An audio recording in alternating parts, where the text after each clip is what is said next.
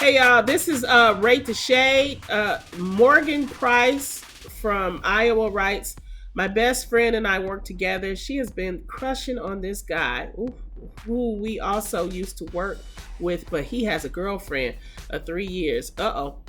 His girlfriend lives in another state. Uh-oh. My best friend has been having this old co-worker of ours over a lot more than used to. I know this because we also live together. Oh, okay.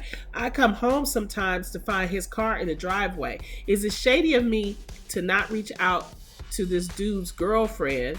Is it shady of me not to reach out to this dude's girlfriend and let her know what's up?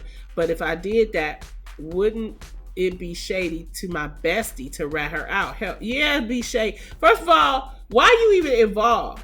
That honestly, this is Morgan.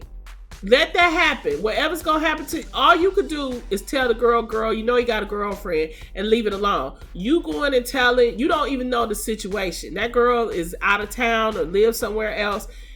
Don't get caught up in that. You know, if it bothers you that much, maybe you need to move. Because people have to live their life.